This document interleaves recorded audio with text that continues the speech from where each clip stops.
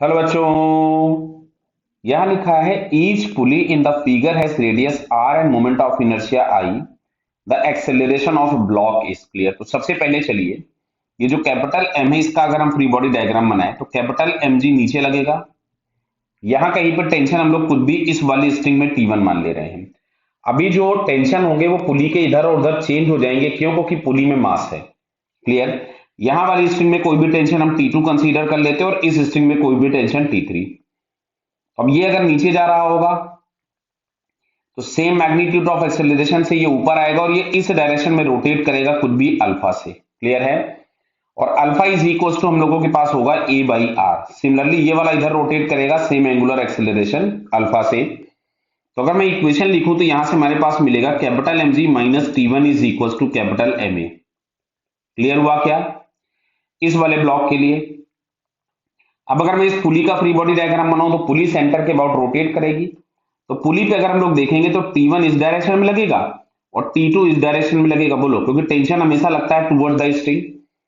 समझ में आ रही बात? बताइए।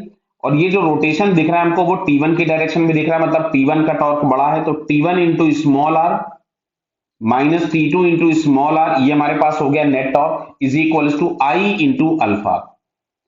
बराबर है आई इंटू अल्फा। तो यहां से हम लोग लिख सकते थे T1 minus T2 is equal to I, और अल्फा की जगह ए बाई आर आएगा और ये वाला आर मैंने कॉमन लेकर के नीचे कर दिया तो ए बाई आर स्क्वायर। ये इक्वेशन नंबर 2 बन गया। चलिए साहब, अब हम इस पुली का फ्री बॉडी डायग्राम बनाते हैं। तो इस पुली के फ्री बॉडी डायग्राम में T2 इधर लगेगा, T3 इधर लगेगा। लग रहा बेटा? दिख रहा है आपको? और रोटेशन जो होता दिख रहा है वो हमको T2 की डायरेक्शन में दिख रहा है, मतलब T2 का टॉर्क बड़ा होगा।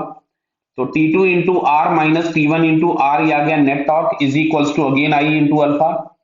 फिर से मैं इसको लिख सकता था T2 minus, sorry T2 minus T3 है ये, दिस वन इज 3। क्लियर है? मैं वापस लिख दे रहा हूं T3 है ये। तो कंसेंट्रेशन यही रखेंगे, अदरवाइज गलत हो जाएगा। फिर अल्फा की जगह ए बाई आर रखेंगे और ये वाला एक आर और नीचे जाएगा तो आर स्क्वायर हो गया। ये इक्वेशन नंबर 3 बन गया। अच्छा, इक्वेशन नंबर 4 हम लोग जो बनाए वो स्मॉल एम का फ्री बॉडी डायग्राम बना ले। तो स्मॉल एम के फ्री बॉडी डायग्राम में अगर आप देखेंगे तो स्मॉल एम जी नीचे है और ये वाला टेंशन T3 ऊपर है, और फाइनली ऊपर जा रहा है तो बड़ा फोर्स हमारे पास T3 होगा। तो T3 minus small M G is equal to M into A. ये बन गया इक्वेशन नंबर 4।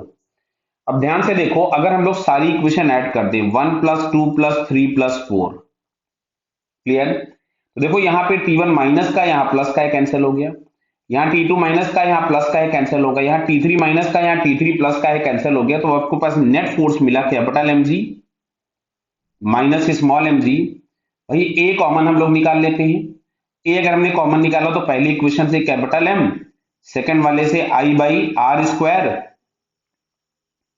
सेकंड वाले से आई बाई आर स्क्वायर, थर्ड वाले से भी आपको आई बाई आर स्क्वायर ही मिलेगा। देख लीजिए आराम से, थर्ड वाले से भी आपको यहां से मिला आई बाई आर स्क्वायर और फोर्थ वाले से आपको मिल जाएगा small M.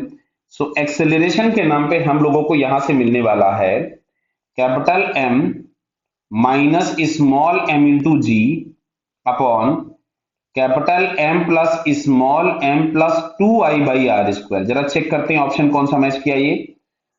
Capital M minus small M into G, ये फर्स्ट ऑप्शन में ही हम लोगों को दिख रहा है। ध्यान से देख लो बेटा। हाँ, तो फर्स्ट वाला आंसर ही हम लोगों को यहाँ पे करेक्ट दिखता है। So it's correct answer is 1।